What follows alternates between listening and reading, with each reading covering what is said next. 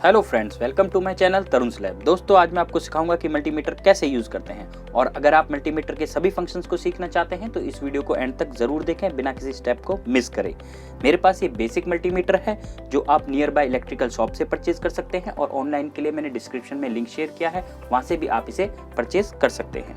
जैसा कि आप देख रहे हैं, इसमें दो वायर होती हैं जिन्हें हम लीड्स कहते हैं, एक ब्लैक कलर और एक रेड कलर। ब्लैक कलर की वायर आपको इस कॉमन वाले पॉइंट पर इंसर्ट करनी है इस तरह से, और रेड वायर आपको वोल्टेज और एम्पियर मीटर वाले पॉइंट पर कनेक्ट करनी है इस तरह से। पहले मैं आपको सिखाता हूं एसी वोल्टेज मेजर करना। इसके लिए मैं आपको घर की सप्लाई वोल्टेज चेक करके दिखाऊंगा। जैसा कि आप जानते हैं, हमारे घरों में स्टैंडर्ड वोल्टेज 230 वोल्ट एसी होती है। इसके अकॉर्डिंग मैं मल्टीमीटर की नॉब को 750 पर सेट कर देता हूं, क्योंकि ये 200 से अधिक है। अब मल्टीमीटर की दोनों लीड्स को हम सॉकेट में इंसर्ट कर देते हैं, और ध्यान रहे आपकी फिंगर्स लीड्स की पिंस को टच ना करें। जैसे ही हम सप्लाई ऑन करेंगे, आपकी सप्लाई वोल्टेज मल्टीमीटर के डिस्प्ले पर शो हो जाएगी। ये हमारी सप्लाई वोल्टेज है।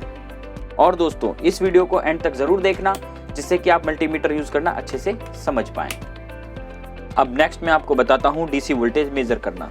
इसके लिए हम एक 9 वोल्ट की बैटरी लेंगे और मल्टीमीटर की नॉब को हम डीसी वाले सेक्शन में 20 पर सेट कर देंगे। डीसी मेजर करते वक्त आपको बैटरी के पॉजिटिव और नेगेटिव टर्मिनल का ध्यान रखना है। मल्टीमीटर की रेड लीड आपकी पॉजिटिव को डिनोट करती है, तो हम इसे पॉजिटिव पे टच कर देंगे, और ब्लैक लीड आपकी नेगेटिव को डिनोट करती है, तो हम नेगेटिव पे टच कर देंगे। आप देख सकते हैं डिस्प्ले पर हमारी डीसी वोल्टेज शो हो रही है। अब मैं आपको बताता हूँ रेजिस्टेंस कैसे मेजर करते हैं। इसके लिए हम मल्टीमीटर की नॉब को रेजिस्टेंस वाले सेक्शन पर शिफ्ट कर देंगे। अब मैं एक रेजिस्टेंस लेता हूं, इसके दोनों सिरों पर मैं लीड को कनेक्ट कर देता हूं। आप देख सकते हैं डिस्प्ले पर कोई भी रीडिंग नहीं आ रही है। हम नॉब को नेक्स्ट पॉइंट पर शिफ्ट कर देते हैं। अब यहां पर एक रीडिंग आ रही है, ये हमारी रेजिस्टेंस की वैल्यू है। मैं आपको एक और रेजिस्टेंस मेजर कर दिखाता हूं। इस रेजिस्टेंस में यहाँ पर भी वैल्यू नहीं आ रही है, इसका मतलब हम इसे नेक्स्ट पॉइंट पर शिफ्ट कर देते हैं। यहाँ पर एक वैल्यू आ रही है, ये हमारी रेजिस्टेंस की वैल्यू है। क्योंकि इस रेंज पर हमारा 20K है, तो ये हमारी वैल्यू हो जाएगी 6.55 किलो ओम्स। अब मैं आपको मल्टीमीटर में सबसे ज्यादा यूज होने वाला पार्ट कंटिन्यूटी के बारे में बताता हूँ। इससे हम इलेक्ट्रिकल वायर्स और मेटल पार्ट की भी कंटिन्यूटी चेक कर सकते हैं। इसके लिए हम मल्टीमीटर की नॉब को बजर वाले पॉइंट पर सेट करते हैं और ये देखते हैं कि इसका बजर ठीक है कि नहीं। इसके लिए हम दोनों लीड्स को आपस में टच कर देंगे और हमें एक बीप की साउंड सुनाई दे रही है। इसका मतलब आपके मल्टीमीटर का बजर ठीक है। इसके बाद हम इस वायर को चेक करते हैं। इसके लिए हम दोनों लीड्स को वायर्स के एंड पर कनेक्ट कर देंगे।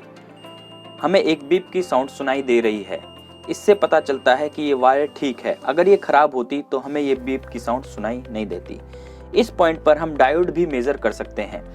जैसा कि हम इस डायोड के दोनों एंड पर एक लीड को कनेक्ट कर देते हैं और ये कंडक्ट नहीं कर रहा है। अब इसको हम चेंज कर देते हैं। यहाँ पर ये कंडक्ट कर रहा है, एक वैल्यू शो हो रही है। इसका मतलब ये आपका डायोड ठीक है, क्योंकि डायोड एक तरफ से कंडक्ट करता है, एक तरफ से नहीं। अब नेक्स्ट मैं आपको बताता हूँ डीसी करंट कैसे मेजर करते हैं। बट उससे पहले दोस्तों, मैं आपको एक बात समझाना चाहूँगा। जैसा कि आप देख पा रहे हैं, यहाँ पर लिखा है 750 volt AC, 1000 volt DC, 200 milli ampere DC। इसका मतलब ये है कि यहाँ पर हम maximum 200 milli ampere DC current तक ही मेजर कर सकते हैं।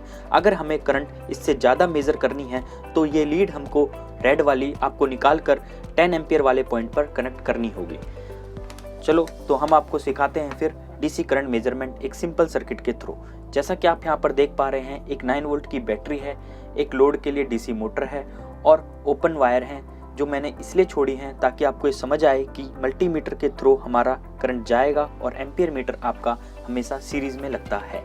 अब इसके लिए हम मल्टीमीटर की नॉब को एम्पियर वाले सेक्शन में 2000 पर सेट कर देते हैं। इसके बाद हम मल्टीमीटर की लीड को सर्किट में कनेक्ट करते हैं।